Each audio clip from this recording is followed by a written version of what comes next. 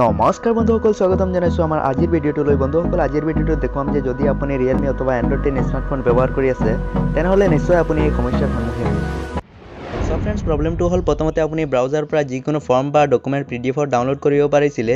এই তিনিটা ডটত ক্লিক কৰি শ্বেয়াৰ অপশ্যনটোত ক্লিক কৰি প্ৰিণ্ট অপশ্যনত ক্লিক কৰাৰ পিছত ইয়াত ছেভ এজ PDF বুলি এটা অপশ্যন আহিছিলে, কিন্তু বৰ্তমান ইয়াত দেখা পোৱা গৈছে নো প্ৰিণ্টাৰ্ছ আৰু ভিউ ছেটিংছ বুলি লিখা দেখা। গতিকে বন্ধুসকল, আপুনি এই প্ৰব্লেমটো কেনেকৈ সলভ কৰিব, ইয়াৰ বাবে আপুনি ভিডিঅ'টো একেবাৰে শেষলৈকে চাই থাকক, আপোনাৰ বাবে যথেষ্ট হেল্পফুল হ'ব।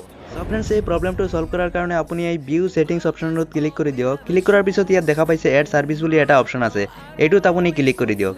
এইটোত ক্লিক কৰাৰ লগে লগে ইয়াত দেখা পাইছে কেইটামান এপছ ওলাই আহিছে।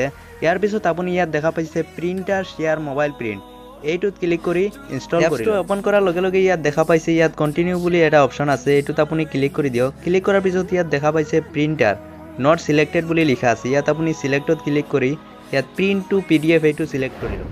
Friends, print to PDF select কৰাৰ পিছত আপুনি এই এপছটো বন্ধ কৰি দিয়ক, অৰ্থাৎ বেক কৰি দিয়ক। বেক কৰাৰ পিছত আপুনি পুনৰ এই যিটো আপুনি ডাউনলোড কৰিব বিচাৰিছিলে সেইটোত আপুনি পুনৰ উভতি যাওক। সো ফ্ৰেণ্ডছ, এতিয়া চাওক, মই যিখন পেজ ডাউনলোড কৰিব বিচাৰিছিলোঁ সেইখনৰ পুনৰ উভতি আহিছোঁ। তাৰপিছত মই ইয়াত 3 ডটত ক্লিক কৰিছোঁ। ক্লিক কৰাৰ পিছত মই শ্বেয়াৰ অপশ্যনটোত ক্লিক কৰি প্ৰিণ্ট অপশ্যনত ক্লিক কৰি দিছোঁ। ক্লিক কৰাৰ লগে লগে ইয়াত দেখা পাইছে আপোনালোকে ইয়াত দেখা পাইছে প্ৰিণ্ট টু PDF বুলি ইয়াত লিখা আহিছে আৰু ওপৰত ইয়াত দেখা পাইছে প্ৰিণ্ট অপশ্যন বুলি আহি গ'ল। এইটোত ক্লিক কৰাৰ পিছত আপুনি ইয়াত দেখা পাইছে ইউজ প্ৰিণ্টাৰ শ্বেয়াৰ, আপুনি অ'কে কৰি দিয়ক।